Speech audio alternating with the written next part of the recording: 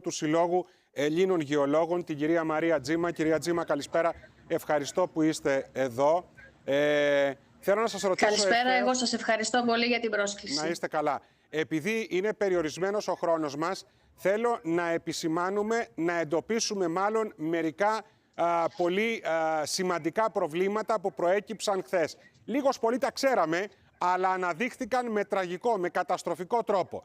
Και πάμε να δούμε την περιοχή, καταρχάς, της Άνω Γλυφάδας. Εκεί είναι μια περιοχή η οποία είναι ουσιαστικά γυμνή κάτω ακριβώς από τον ημιτό. Ο ημιτός είναι αποψηλωμένος. Οι όγκοι νερού που έπεσαν χθες και φοβάμαι ότι θα πέσουν και στο μέλλον. Δεν έχουμε κάνει καμιά συμφωνία ότι η κλιματική κρίση τελείωσε σήμερα το πρωί. Θα πέσουν και στο μέλλον. Άρα ουσιαστικά έχουμε μία πόλη, μία τεράστια πόλη, την Άνω Γλυφάδα και την Γλυφάδα γενικότερα, η οποία είναι απροστάτευτη. Και πείτε μου, σας παρακαλώ πάρα πολύ, γιατί δεν έχουν γίνει αυτά που θα έπρεπε να γίνουν και τι πρέπει να γίνει.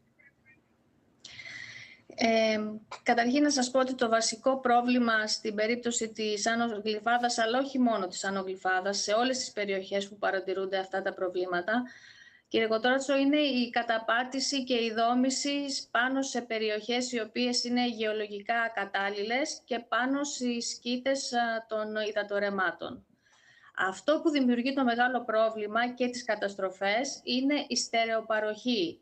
Δηλαδή αυτό που αναφέρετε και εσείς πολύ στοχευμένα προηγουμένως είναι η μετακίνηση των φερτών υλικών, τα οποία μετακινούνται κατά την κίνηση του νερού και προέρχονται από τη διάβρωση των γεωλογικών σχηματισμών στην ανάντι περιοχή των ρεμάτων, δηλαδή στην ορεινή ζώνη των ρεμάτων.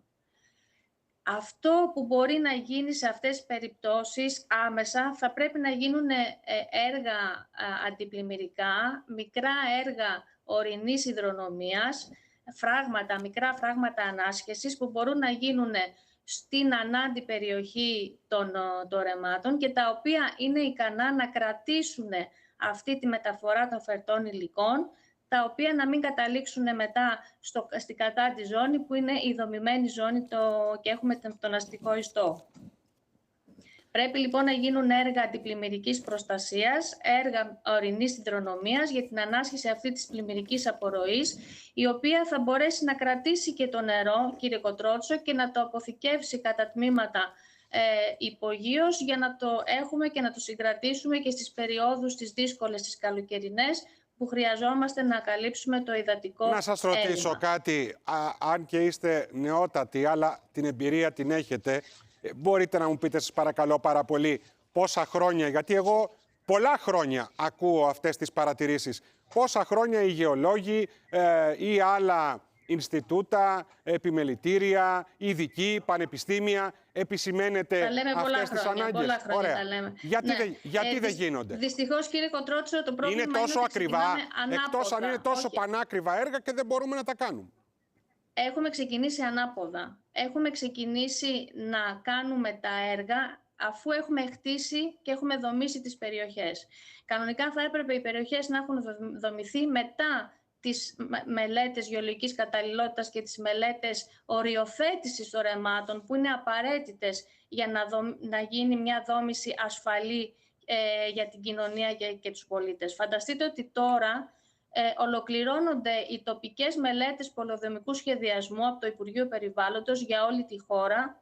Τώρα ολοκληρώνονται αυτές που ήδη οι οικισμοί, οι πόλεις έχουν χτιστεί και πρέπει πάνω στην ήδη υφιστάμενη κατάσταση να δώσουμε λύσεις. Κυρία Τζίμα, να σας ευχαριστήσω πάρα πολύ. Θα συνεχίσουμε να παρακολουθούμε το θέμα. Και εγώ ευχαριστώ πολύ. Να είστε καλά. Θα πω το εξής.